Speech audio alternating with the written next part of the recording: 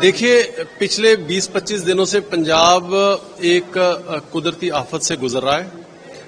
कल प्रधानमंत्री श्री नरेंद्र मोदी जी आ रहे हैं।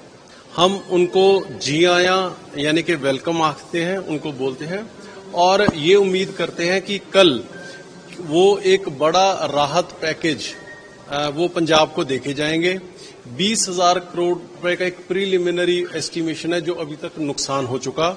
अभी तक चाहे प्रधानमंत्री जी की तरफ से इस आपदा के लिए एक शब्द भी नहीं कहा गया, लेकिन फिर भी हम उम्मीद रखते हैं कि वो देश के प्रधानमंत्री होते हुए और पंजाब को देश का अटूट अंग मानते हुए वो ये रिलीफ पैकेज देके जाएंगे। और इससे पहले तकरीबन 60,000 करोड़ जो कि जीएसटी इम्प्लीमेंटेशन की वजह से 50,000 करोड़ का नुकसान हुआ और 10,000 करोड़ जो हमारे हक का पैसा जो एमडीएफ आरडीएफ के रूप में रुका पड़ा है वो भी जारी होएगा और 20,000 crore immediate for relief work वो जारी करके जाएंगे।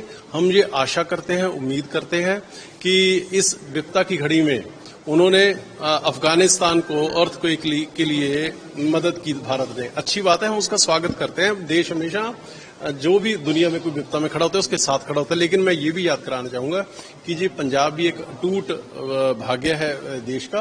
कृपया करके उसके लिए भी ये रिलीफ पैकेज कल जरूर अनाउंस करके जाए। सर, रमेश सिंह बिट्टू ने कल एमपी, गुजरात, यूपी, मध्य प्रदेश इन सारे चीफ मिनिस्टर्स को पंजाब की राहत के लिए उन्होंने लेटर लिखा है। क्या लगता है इससे भी असर पड़ेगा बाकी पे, क्योंकि वो भी अपने हिसाब से कर रहे हैं और सेंट्रल मिनिस्टर्स भी आए हुए थे, कृषि मंत्री भी। देखिए, मेरे को ये लॉजिक समझ नहीं आया कि दूसरी नेबरिंग स्टेट्स को चिट्ठी लिखने का पर्पस क्या हुआ। अगर रवनीत बिट्टू जी को इतना ही कंसर्न है तो वो सीधा सीधा प्रधानमंत्री जी से बात क्यों नहीं कर लेते।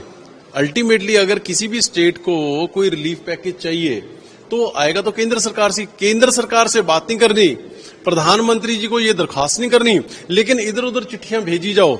उसका क्या पर्पस है जी? क्या समझ, मेरी तो समझ नहीं आया। अगर आपको कुछ लगता हो कि इसकी रेलेवेंस है नेबरिंग स्टेट्स को लेटर भेजने के, तो बताइए मेरे को। कृषि मंत्री शिवराज चौहान ने बयान दिया कि इलीगल माइनिंग है, उसके कारण पंजाब में बाढ़ जैसे हालात बने और अभी देखिए, बहुत दुर्भाग्यपूर्ण बयान है ये। शिवराज चौहान जी देश के कृषि मंत्री हैं। जब आए थे तो पंजाब ने एक्सपेक्ट किया कि आएंगे, कुछ ना कुछ पंजाब को रिलीफ पैकेज देके जाएंगे, कुछ अनाउंस करके जाएंगे। यहां पे फोटो ऑप्स कराए, पानी में खड़ के फोटो खिंचवाई और एक डिजास्टर टूरिज्म करके वो वापस चले गए और जाके बयान दे देते हैं कि ये इलीगल माइनिंग की वजह से हुआ है। मैं शिवराज चौहान जी से पूछना चाहूंगा कि अगर पंजाब में ये इलीगल माइनिंग की वजह से हुआ है, ये बाढ़ आई है, तो J&K में किस वजह से आई है, उत्तराखंड में, हिमाचल में, हरियाणा में ये किस वजहों से बाढ़ आई है। सो कृपया करके ऐसा जख्मों पे नमक छिड़कने वाला बयान जो शिवराज चौहान जी ने दिया, उसको आज 3 करोड़ पंजाबी उसको सख्त शब्दों में कंडेम करते हैं। अकाली दल के सुखबीर सिंह बादल कहते हैं कि हम जो खेतों में सिल्ट जमी है उसको हम साफ करेंगे, पक्की दीवारें। 10 साल उन्होंने राज कर लिया, बीजेपी के साथ कर लिया, तब तो उनसे कुछ हुआ नहीं। हाँ, 10 साल में एक काम सुखबीर सिंह बादल जी ने बहुत अच्छा किया कि जो रेत माफिया था वो उन्होंने बड़े अच्छे से चलाया।